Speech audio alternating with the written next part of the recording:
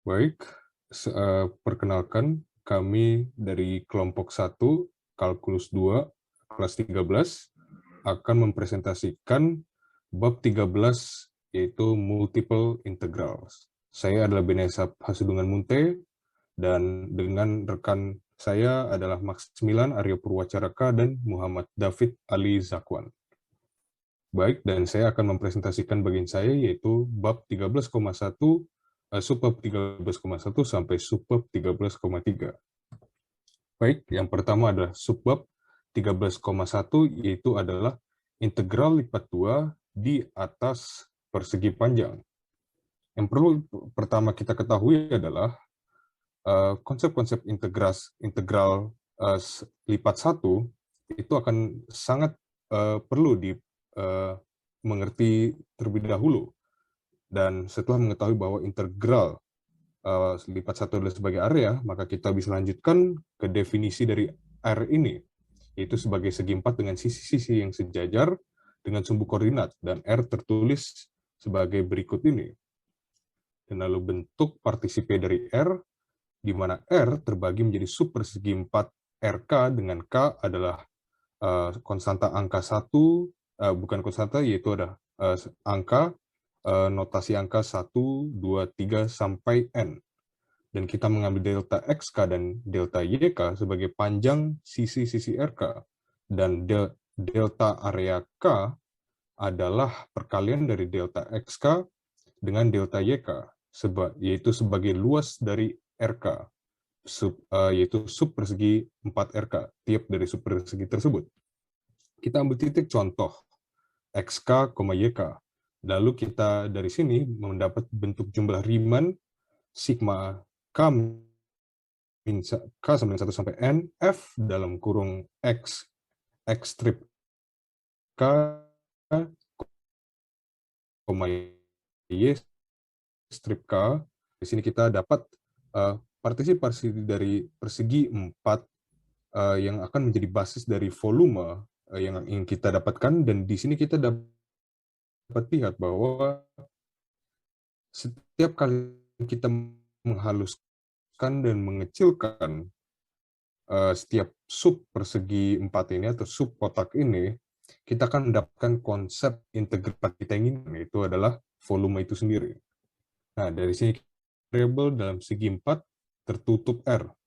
Jika limit absolut P menuju 0 dari sigma K sama 1 sampai dengan N, F dan kurung X strip K, Y strip K, delta area K ada, maka F dapat diintegralkan dalam R. Lalu lanjutnya kita mendapatkan bentuk integral lipat 2 dari bentuk Riemann, summasi Riemann, di mana double integral R, range R, F dalam kurung X, Y, D area, sama dengan P absolut P mendekati 0, sigma K sama dengan 1 sampai N, F dalam kurung X strip K, Y strip K, A delta AK. Dan definisi di limit sini berbeda dengan yang pada bab 1 buku Purcell, maka perlu klarifikasi di mana limit absolut P sampai dengan 0 yang sama dengan L adalah untuk setiap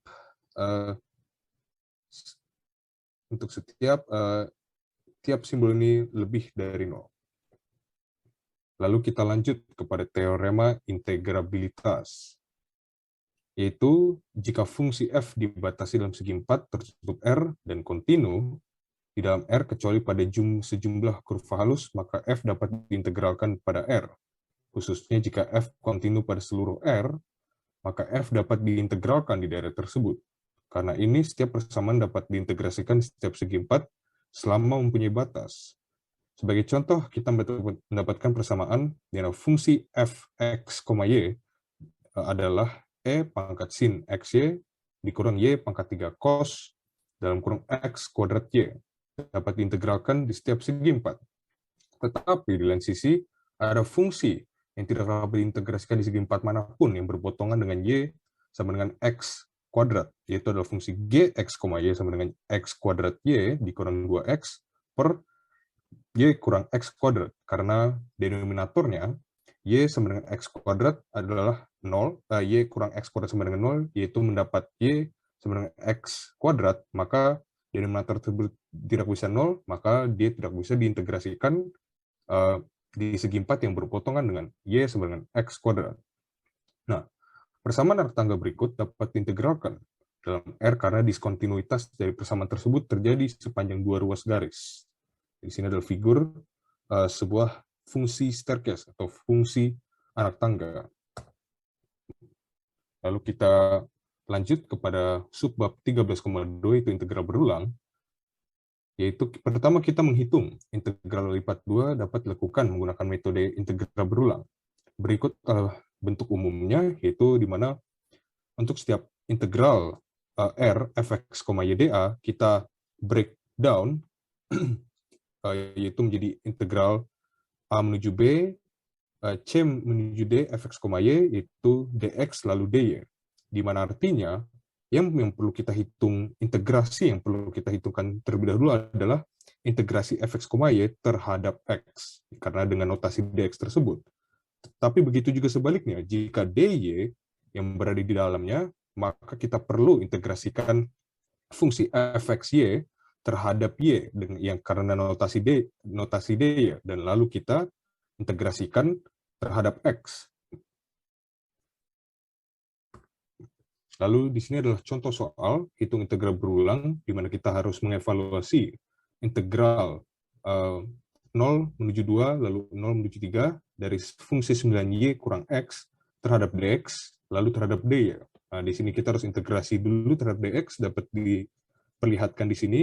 Kita evaluasi dulu terhadap dx, menghasilkan hasil 27y kurang 9/2, lalu kita masukkan hasil itu kepada integrasi terhadap dy, di mana kita hanya mempunyai variabel y, dan kita menghasilkan angka 45. Lalu subbab 13,3, yaitu adalah integral lipat 2 di atas bidang non segi 4. Kita misalkan terdapat dua fungsi fx, y yang terdefinisi pada daerah S, dan misalkan fx, y sama dengan 0. Pada bagian R di luar S, maka kita katakan bahwa f dapat diintegralkan pada S jika ia dapat diintegralkan pada R sebagai berikut, di mana integrasi S fx, y dA sama dengan integrasi R fx, y dA. Lalu integral lipat 2 atas himpunan-himpunan. Himpunan dengan batas-batas melengkung dapat menjadi sangat rumit. Untuk keperluan menghitung, cukup dengan meninjau apa yang disebut himpunan X sederhana dan himpunan Y sederhana. Suatu himpunan S adalah Y sederhana jika terdapat fungsi kontinu I1 dan I2 pada A, B, sedemikian hingga omega 1 dan omega 2, di mana kita mendapatkan S sama dengan X, Y, omega 1, X kurang atau sama dengan Y, kurang atau sama dengan omega 2, X, A kurang atau sama dengan X, atau kurang sama dengan B dengan omega 1, X, dan omega X adalah fungsi-fungsi kontinu. Integral F pada S dapat dihitung sebagai double integral S fx, y dA, lalu kita breakdown dengan dy yang terlebih dahulu, maka dengan batas integral omega 2x sampai dengan omega 1x, setelah itu dalam terhadap dx kita mendapat batas A sampai B. Dan ini adalah ilustrasi dari integral tersebut. Lalu suatu himpunan S adalah ya sederhana jika terdapat fungsi kontinu, kita sebut saja W1 dan W2 pada C, D sedemikian sehingga S sama dengan X, Y, 1x, Y kuadrat X, C, XD, dengan W1x dan W2x adalah fungsi-fungsi kontinu. Dan lagi, kita dapat mendapatkan integral F pada S dengan bentuk double integral S fx, y dA. Kita breakdown, yaitu terhadap dy dulu, maka kita mendapatkan W2x sampai W1x, fx, y, lalu terhadap dx, batas-batas A sampai B. Lalu kemudian adalah contoh soalnya, di mana kita harus mengevaluasi integral lipat 2 xy dA, yaitu terhadap area. Apabila S adalah daerah tertutup yang dibatasi oleh Y sama dengan X kuadrat dan Y sama dengan 1. Maka, karena kita mendapatkan batas-batas Y, kita bikin dulu dy di dalam dx agar kita menghitung lebih gampang karena kita mendapat batas y. Dan di sini kita dapat x kuadrat, batas x kuadrat sampai dengan 1. Kita mendapatkan ekspresi of x y kuadrat per 2 dari batas y sampai y sama dengan 1, y dan y sama dengan x kuadrat. Lalu setelah kita integrasikan, kita integrasikan terhadap dx, lalu kita dapatkan hasilnya adalah 0. Baik, dapat dilanjutkan oleh rekan saya, Muhammad David. Baik, selanjutnya adalah integral lipat 2 dalam koordinat polar. Kurva-kurva tertentu pada bidang seperti lingkaran, kardioida, dan mawar lebih mudah diuraikan dalam bentuk koordinat polar daripada dalam koordinat kartesius atau persegi panjang. Jika elemen luas dalam koordinat kartesius dinyatakan dengan delta A sama dengan delta X dikali delta Y, maka elemen luas dalam koordinat polar dinyatakan dengan delta A sama dengan R delta R dikali delta theta. Dengan substitusi X sama dengan R cos theta dan Y sama dengan R sin theta, integral lipat 2 yang semula dinyatakan dalam koordinat kartesius, sekarang dinyatakan dalam koordinat polar sebagai berikut.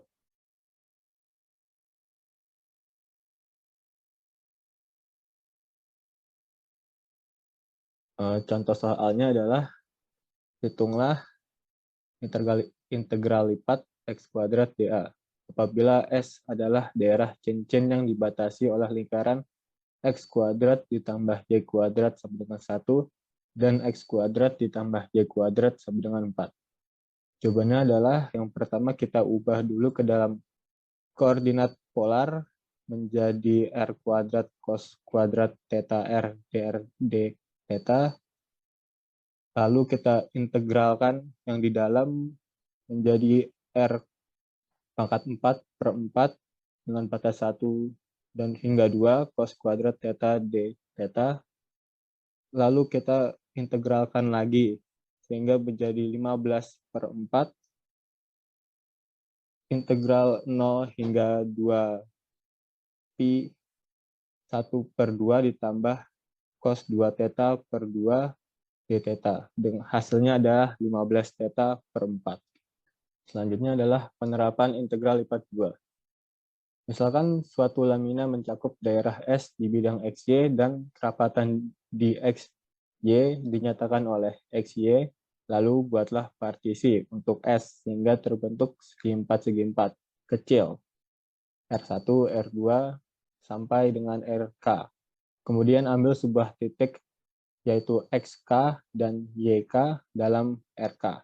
Maka masa dari RK yaitu sekitar XY kali A RK dan masa keseluruhan dari lamina tersebut yaitu sekitar berikut. Masa tepat M diperoleh dengan mengambil limit menuju 0 dari persamaan di atas, sehingga terbentuk suatu integral lipat 2. Selanjutnya adalah pusat massa. Misalkan suatu lamina dengan massa jenis XY yang menutupi suatu wilayah S pada bidang XY. Buatlah partisi pada lamina tersebut sehingga terbentuk segi 4 RK. Dan anggaplah bahwa pusat massa dari RK adalah pada titik X, K, YK, K sama dengan 1, 2, 3, sampai dengan N. Lalu ambillah limit menuju 0, sehingga didapat sebagai berikut. Selanjutnya adalah momen inersia. Besaran pada gerak rotasi yang analog dengan massa pada gerak translasi dikenal dengan momen inersia. Perbedaan nilai antara massa dan momen inersia adalah besar massa suatu benda hanya bergantung pada kandungan zat dalam benda tersebut. Sedangkan pada besar momen inersia tergantung pada kandungan zat dan distribusinya. Materi tentang energi kinetik adalah yang terhubung dengan momen inersia, yaitu dari sebuah partikel dengan massa m dan kecepatan p yang bergerak dalam sebuah garis lurus dirumuskan dengan TK sama dengan setengah mv kuadrat. Lalu kita ubah sehingga menjadi 2,5 R kuadrat dikali M omega kuadrat. Dapat disimpulkan bahwa momen inersia suatu benda dalam graf putar memainkan peranan yang serupa terhadap massa benda dalam graf linear. Momen-momen inersia lamina terhadap sumbu-sumbu X, Y, dan Z adalah sebagai berikut. Contoh soalnya adalah tentukan momen inersia terhadap sumbu X, Y, dan Z untuk lamina dengan kerapatan yang dibatasi oleh sumbu X, garis X sama dengan 8, dan kurva yang terdapat pada gambar di sebelah kanan. Jawabannya adalah yang pertama kita mencari IX dahulu yang hasilnya adalah 877,71. Lalu kita mencari Y yang hasilnya adalah 6144. Selanjutnya kita mencari IZ dan hasilnya adalah 7021,71. Contoh soal yang lain adalah diketahui kurva Y sama dengan X kuadrat dari X sama dengan 0 sampai X sama dengan 1. Hitunglah momen inersia terhadap sumbu X, Y, Z dengan kerapatan Pi sama dengan X, Y. Lalu jawabannya adalah kita memperoleh dm sama dengan XY, dy. Jarak dari dm ke sumbu X adalah Y. Dapat dilihat pada gambar di sebelah kanan. Demikian pula, jarak dm ke sumbu Y adalah X. Jarak dm ke sumbu Z atau sumbu Z tegak lurus kertas pada gambar adalah akar X kuadrat ditambah Y kuadrat. Materi selanjutnya adalah luas permukaan. Misalkan G sebuah permukaan di atas wilayah tertutup S pada bidang XY, anggaplah bahwa F memiliki turunan parsial, pertama kontinu Fx dan Fy. Buatlah partisi P pada wilayah S dengan garis-garis yang sejajar dengan sumbu X dan Y. Ambillah Rm dengan M sama dengan 1, 2, hingga N, tandai segi 4 yang berhimpit dengan S. Lalu untuk setiap M, ambil GM sebagai bagian permukaan yang diproyeksikan pada RM. Dan ambil PM sebagai titik pada GM yang diproyeksikan pada sudut-sudut RM dengan koordinat X dan Y terkecil. Terakhir, ambil TM sebagai jajaran genjang dari bidang singgung pada PM yang diproyeksikan pada RM. Pada gambar di sini adalah ilustrasi dari gambaran tersebut. Selanjutnya adalah kita dapat mengambil UM dan VM sebagai vektor yang membentuk sisi-sisi TM yang dapat dilihat. Lalu dengan dua persamaan di atas dapat dicari luas dari jajaran genjang TM, yaitu mutlak UM dikali VM, di mana UM dan dikali VM dapat dilihat sebagai berikut. Selanjutnya, luas TM, yaitu ATM, sama dengan mutlak UM dikali VM, sama dengan ARM akar Fx XM YM kuadrat ditambah FY XM YM kuadrat ditambah 1.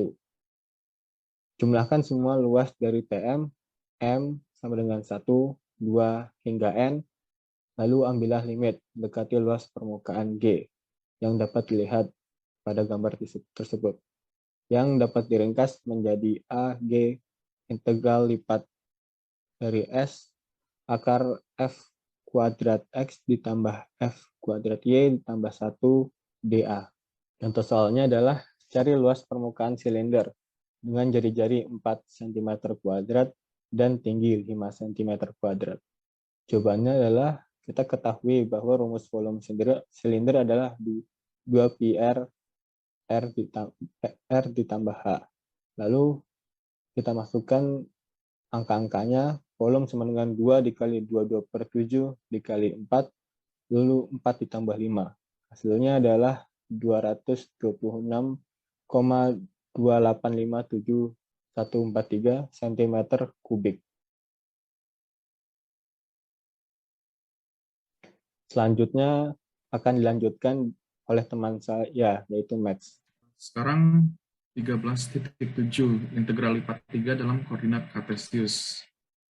Pada fungsi f, 3 variabel yang didefinisikan atas daerah berbentuk balok B pada gambar dengan sisi-sisi sejajar sumbu koordinat. Kita tidak dapat lagi menggambar grafik f, tetapi kita dapat memotret B. Lalu bentuklah suatu partisi P dari B dengan melewatkan bidang-bidang melalui B sejajar bidang-bidang koordinat. Jadi memotong B menjadi balok-balok kecil B1, B2, sampai Bn. Salah satunya adalah balok BK. Pada bagian BK dapat diambil salah satu titik contoh XK, YK, ZK, dan tinjau jumlah Riemann dengan equation adalah volume BK.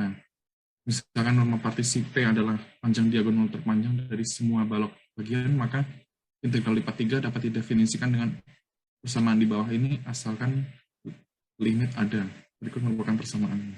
Contoh soal, hitung integral lipat 3B dari Z dV. Jawabannya seperti yang tertera dan hasil akhirnya adalah 3 minus 9x per 8. Massa dan pusat massa.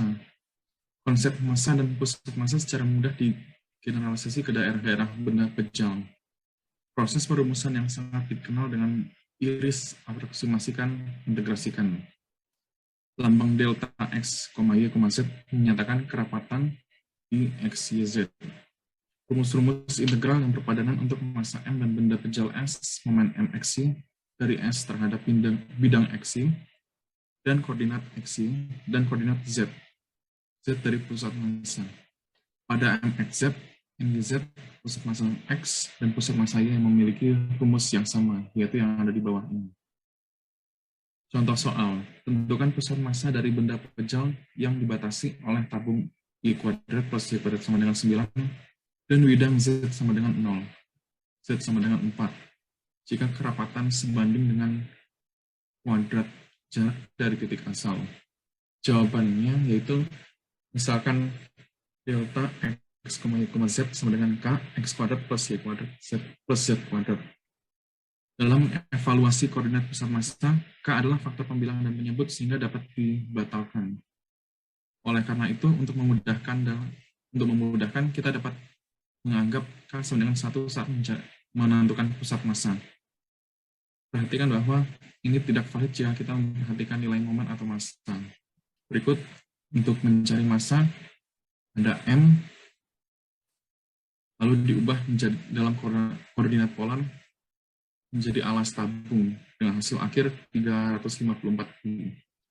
Lalu B menentukan momen, ada MXY dengan hasil akhirnya 900 pi.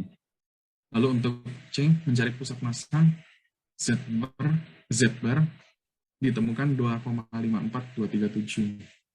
Lalu 13.8. Integral lipat 3 dalam koordinat silindris dan sferis.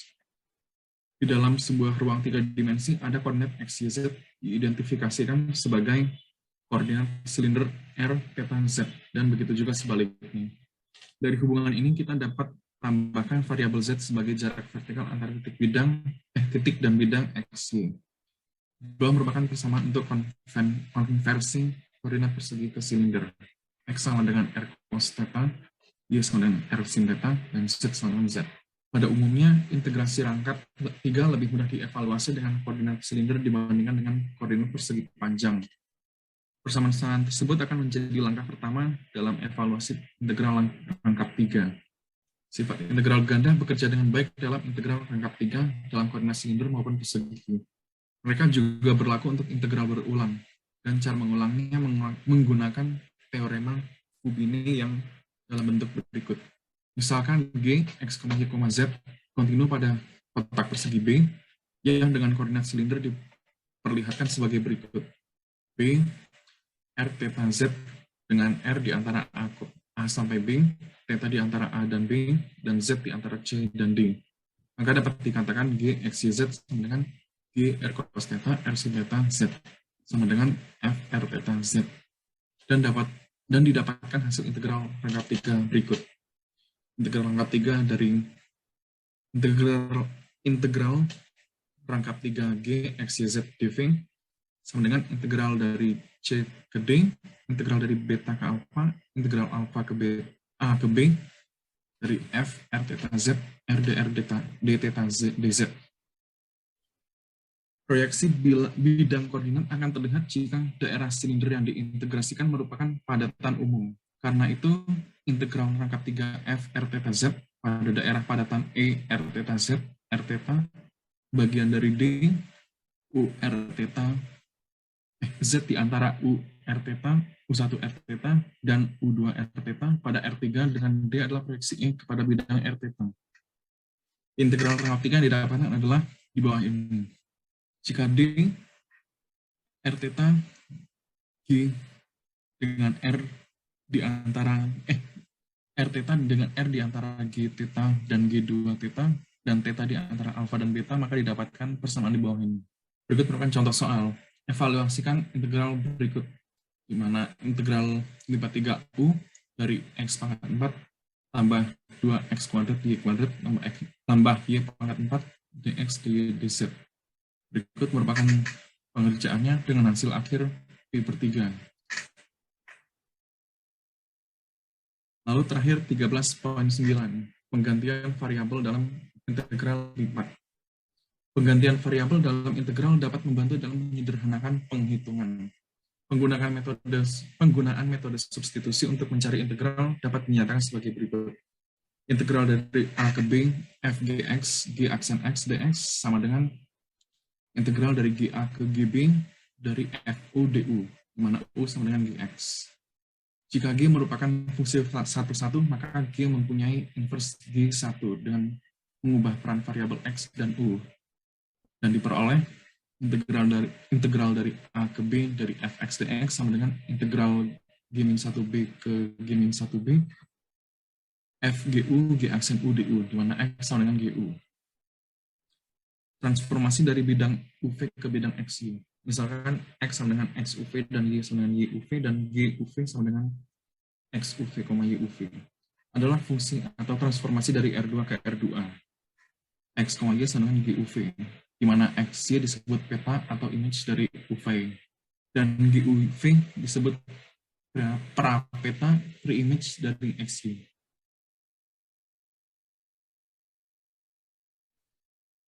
Peta dari himpunan S di bidang UV adalah himpunan titik-titik XY di bidang XY yang memenuhi X, Y sama dengan GUV, di mana UV ada di dalam S. Peta dari garis vertikal di bidang UV disebut kurva U dari G.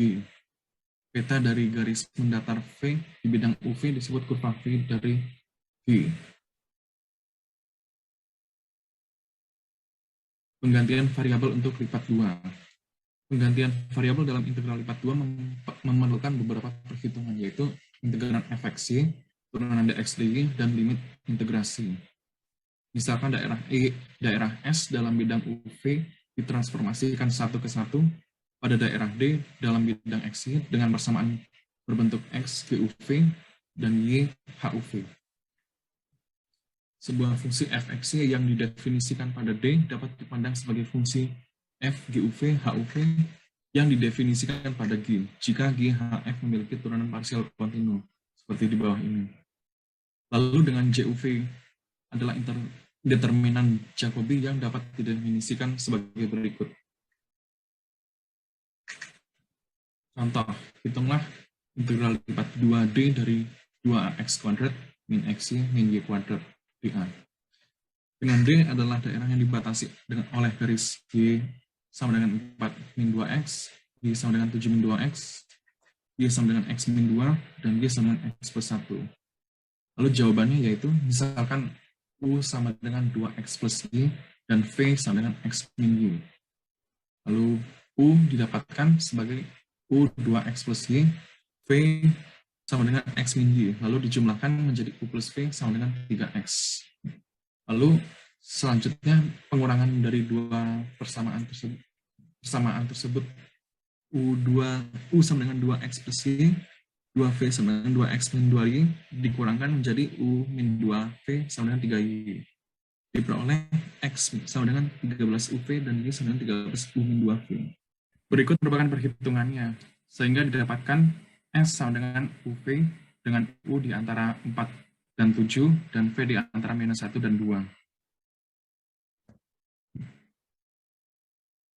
Nah, 13.9 penggantian variabel untuk integral lipat 3. Misalkan G adalah transformasi satu-satu dari R3 yang memetakan daerah terbatas S di ruang UVW ke daerah terbatas R di ruang XYZ. Jika G UVW sama dengan X UVW, Y UVW, dan Z UVW, maka integral lipat 3R dari Fxyz dan XYZ sama dengan integral lipat 3S dari Fx UVW, Y UVW, Z UVW, dV dengan JUV, DU, DV, DW. Dengan JUVW adalah determinan Jacobi yang dapat didefinisikan sebagai berikut. Berikut merupakan contoh soal. Turunkan rumus perubahan koordinat kartesius ke koordinat tabung yaitu dx dz sama dengan r dr dθ dz.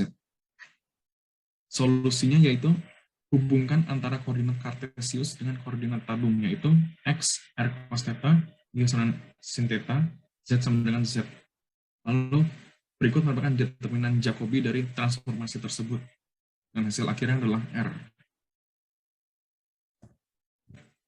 Sehingga dx dz sama dengan J r theta z dr dθ dz.